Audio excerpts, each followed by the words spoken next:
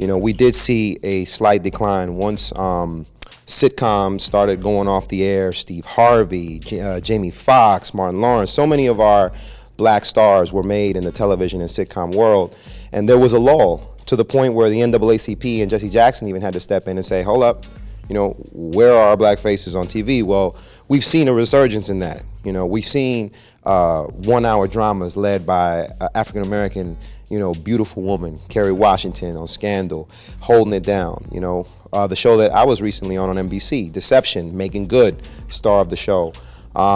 Kevin Hart on BET, Real Husbands of Hollywood.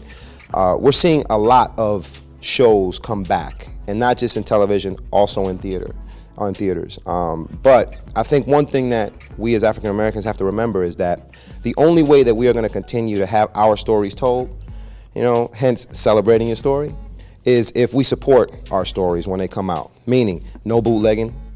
If you see a bootlegger, go to Walmart and pay the extra $5, because for every dollar that you spend is going to help another black movie or 2 or 3 black movies get made and tell your story to the world.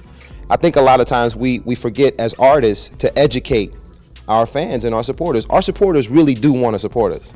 So I think that a lot of times we just have to educate, our people and explain that bootlegging is actually bad, and actually going out to, your stores and buying the DVDs or going to the theater or to the theaters and supporting the opening weekend and the second weekend as well is what will keep us all working and our stories all continuously coming to light.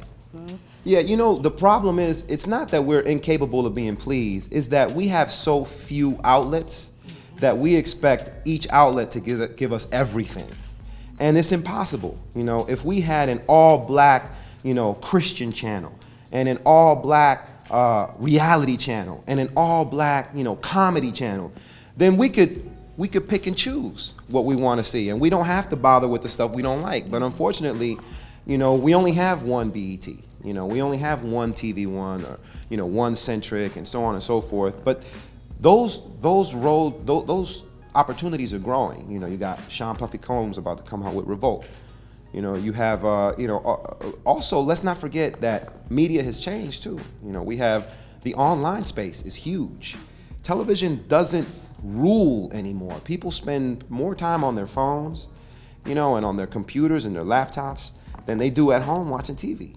So there are also other players involved, such as the Netflix and the Googles and the Yahoos, who are stepping in and allowing us to come in and bring content to the table. Content really is now starting to become king. At one time, they always said it, but I think now it's more evident than ever that content is king, and thanks to technology, we have the ability to get it out there.